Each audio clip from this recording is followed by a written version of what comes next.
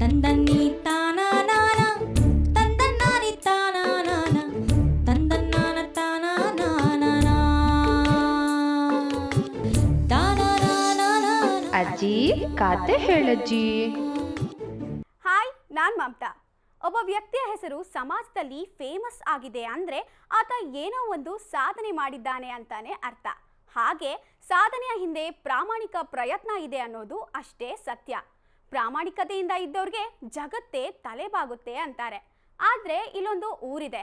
ಊರಿನ ಜನರೆಲ್ಲ ರಾಜಂಗೆ ಟೋಪಿ ಹಾಕ್ತಾ ಇದ್ದಾರೆ. ಪ್ರಾಮಾಣಿಕತೆ ಕಳೆದು ಹೋಗಿದೆ.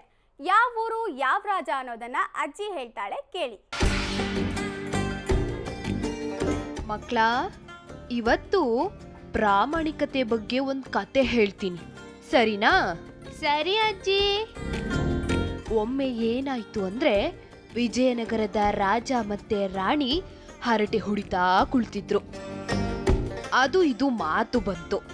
ಹಾಗೇನೆ ರಾಜ ಹೇಳ್ದ, ನಮ್ ರಾಜ್ಯದ ಜನರೆಲ್ಲ ತುಂಬಾ ಒಳ್ಳೆಯವರು, ಪ್ರಾಮಾಣಿಕರು, ನಾನು ಹೇಳಿದ ಮಾತನ್ನ ಮೀರಲ್ಲ, ರಾಜ ಅಂದ್ರೆ ಜೀವ ಬೇಕಾದ್ರೂ ಕೊಡ್ತಾರೆ ಅಂತ ಬಡಾಯಿ ಕೊಚ್ಕೊಳ್ತಾ ಇದ್ದ.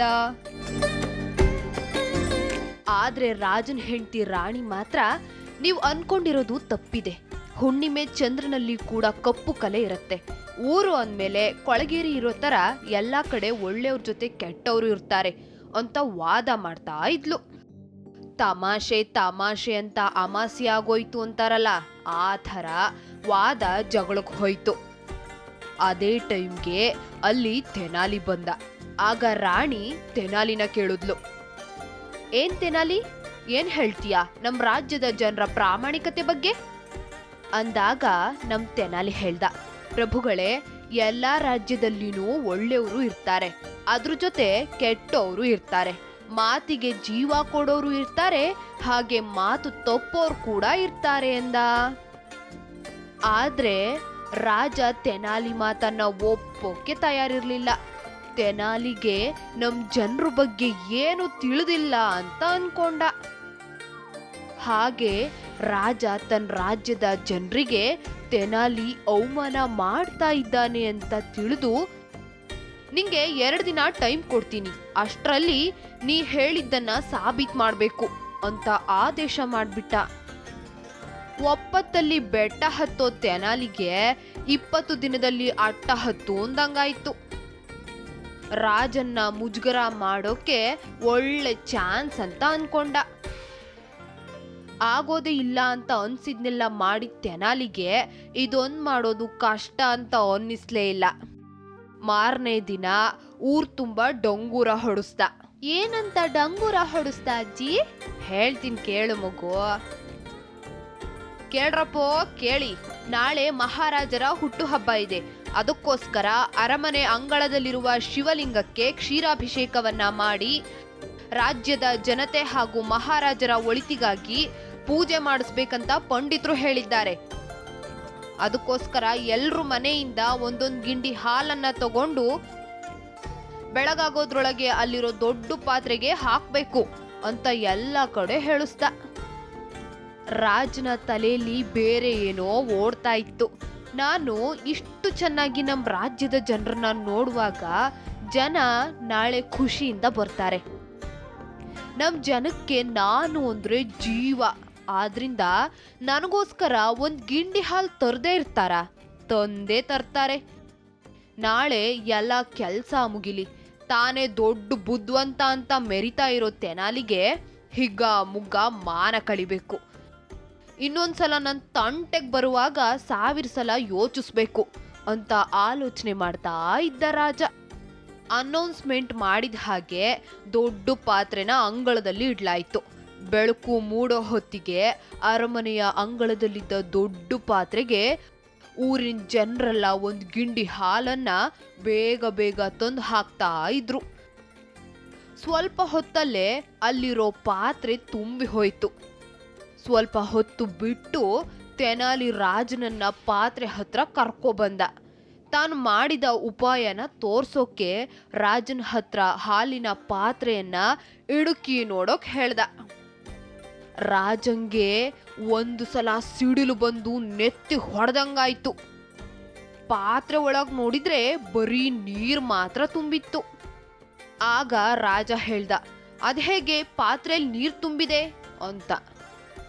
ಅದಕ್ಕೆ ತೆನಾಲಿ ಹೇಳ್ದ, ರಾಜ್ರೇ, ನಮ್ ರಾಜ್ಯದ ಜನ ಎಲ್ರೂ ತುಂಬಾ ಒಳ್ಳೆಯವರು, ಪ್ರಾಮಾಣಿಕರು ಅಂತ ನಂಬಿದ್ರಿ. ಹಾಗೆ ಯಥಾಶಕ್ತಿ ಬಡಾಯಿ ಕೂಡ ಕೊಚ್ಕೊಳ್ತಾ ಇದ್ರಿ.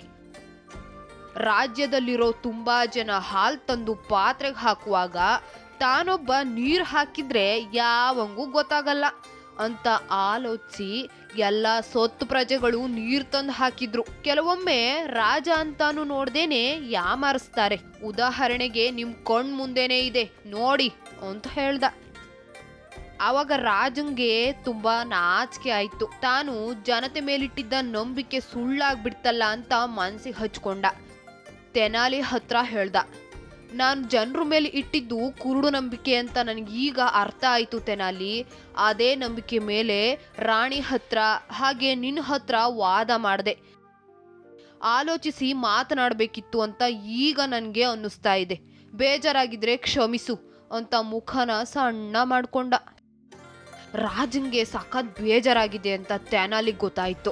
ಏನಾದ್ರೂ ಮಾಡಿ ಸೋರೆಕಾಯಿ ಥರ ಆಗಿರೋ ರಾಜನ್ ಮೂತಿನ ನಗುವಿನಿಂದ ಕುಂಬಳಕಾಯಿ ಥರ ಮಾಡಬೇಕು ಅಂತ ಏನ್ ತರಲೆ ಮಾತಾಡೋದು ಅಂತ ತೆನಾಲಿ ಯೋಚಿಸ್ತಿದ್ದ. ಆಗ ಹೇಳ್ದ, ರಾಜರೇ, ಏನು ಬೇಜಾರು ಮಾಡ್ಕೊಳ್ಳೋ ಪ್ರಮೇಯನೇ ಇಲ್ಲ. ನಿಮ್ಗೆ ಗೊತ್ತಿರ್ಲಿಲ್ಲ ಅನ್ಸುತ್ತೆ, ನಮ್ಮ ರಾಜ್ಯದ ಜನರಲ್ಲಿ ಪ್ರಾಮಾಣಿಕತೆ ಕಮ್ಮಿ ಇದ್ರೂ ಒಗ್ಗಟ್ಟು ಜಾಸ್ತಿನೇ. ಬೇರೆ ಯಾವ ರಾಜ್ಯದಲ್ಲೂ ನಮ್ಮ ರಾಜ್ಯದವರ ಒಗ್ಗಟ್ಟಿನ ಥರ ಇಲ್ವೇ ಇಲ್ಲ ಅಂತ ಹೇಳ್ದ.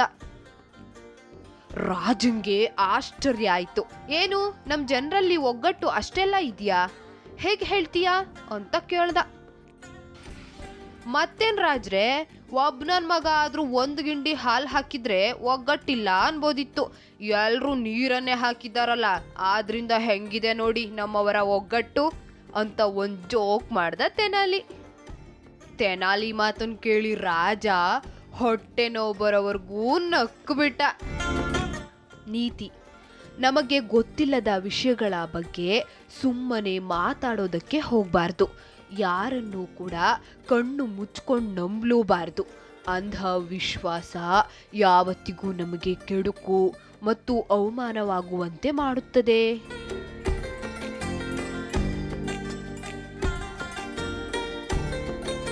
ನೋಡಿದ್ರಾ, ಊರಲ್ಲಿ ಎಲ್ಲರೂ ಎಷ್ಟು ಪ್ರಾಮಾಣಿಕರು ಅಂತ. ಆ ಊರು ಬಿಟ್ಟಾಕಿ ಈಗ ನಾವು ಇನ್ನೊಂದು ಊರಿನ ಬಗ್ಗೆ ಹೇಳಲಿದ್ದೇವೆ. ವಿಶ್ವಮಟ್ಟದಲ್ಲಿ ತನ್ನ ಹೆಸರನ್ನ ಗುರುತಿಸ್ಕೊಂಡಿರೋ ಊರು ಇದು. ಅದೆಷ್ಟೋ ಪರ ಊರಿನವರಿಗೆ ನೀಡ್ತಿದೆ ಸೂರು. ಎಷ್ಟೋ ವಿಷಯಗಳಲ್ಲಿ ಅಗ್ರಗಣ್ಯನಾಗಿ ನಡೆಸ್ತಿದೆ ಕಾರುಬಾರು. ವಾಣಿಜ್ಯ ವ್ಯವಹಾರ, ಶಿಕ್ಷಣದಲ್ಲೂ ಈ ಊರಿನ ಹವಾ ಬಲು ಜೋರು. ದಟ್ ಇಸ್ ನನ್ ಅದರ್ ದ್ಯಾನ್ ನಮ್ಮ ಬೆಂಗಳೂರು.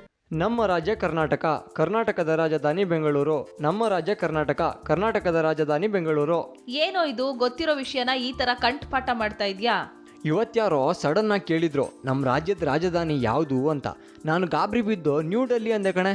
ಅಯ್ಯೋ ಪೆದ್ದ, ಮೊದಲು ಬೆಂಗಳೂರಿನ ಬಗ್ಗೆ ನೀನು ತಿಳ್ಕೊಂಡ್ರೆ ಯಾವತ್ತೂ ಕನ್ಫ್ಯೂಸ್ ಆಗಲ್ಲ. ಅಯ್ಯೋ, ನಾನು ನೋಡದೆ ಇರೋ ಬೆಂಗಳೂರಾ? ನನಗೆಲ್ಲ ಗೊತ್ತು. ಇಲ್ಲಿ ಮೆಜೆಸ್ಟಿಕ್ ಇದೆ, ಮೆಟ್ರೋ ಇದೆ, ಏರ್ಪೋರ್ಟ್ ಇದೆ. ಇದನ್ನು ಕಟ್ಸಿದ್ದು ಕೆಂಪೇಗೌಡರು, ಆಮೇಲೆ ಹೈದರ್ ಅಲಿ, ಅವನ ಮಗ ಟಿಪ್ಪು ಸುಲ್ತಾನ, ಅವನ ನಂತರ ಬ್ರಿಟಿಷರು ಇದನ್ನ ಆಳಿದ್ರು.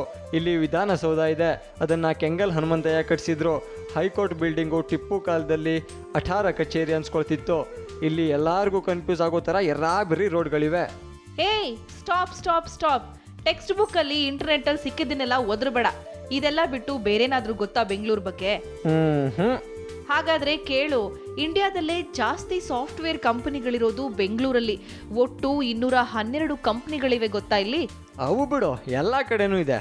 ಹೈದರಾಬಾದನ್ನ ಸೈಬರಾಬಾದ್ ಅಂತಾನೆ ಕರೀತಾರಲ್ಲ ಅಂತಾರೆ. ಆದ್ರೆ ಹೈದರಾಬಾದಲ್ಲಿ 108, ಪುಣೆಲಿ 97 ಕಂಪನಿಗಳಷ್ಟೇ ಇರೋದು. ಅದಕ್ಕೆ ಬೆಂಗಳೂರನ್ನ ಸಿಲಿಕಾನ್ ಸಿಟಿ ಅನ್ನೋದು. ಓ ಹಂಗಾ? ಇಡೀ ಜಗತ್ತಲ್ಲೇ ಅತಿ ಹೆಚ್ಚು ಇಂಜಿನಿಯರಿಂಗ್ ಕಾಲೇಜ್ ಇರೋದು ಕೂಡ ನಮ್ಮ ಬೆಂಗಳೂರಿನಲ್ಲೇ. ಬೆಂಗಳೂರು ಯೂನಿವರ್ಸಿಟಿದು 57 ಇಂಜಿನಿಯರಿಂಗ್ ಕಾಲೇಜ್ ಇದೆ. ಬೆಂಗಳೂರಿಂದಾನೇ ಅತಿ ಹೆಚ್ಚು ವಿದ್ಯಾರ್ಥಿಗಳು ಫಾರಿನ್ಗೆ ಹೋಗ್ತಾರೆ ಹೈಯರ್ ಸ್ಟಡೀಸ್ಗೆ. ಎಜುಕೇಶನಲ್ಲೂ ಮುಂದಿದೆ, ಸೂಪರ್.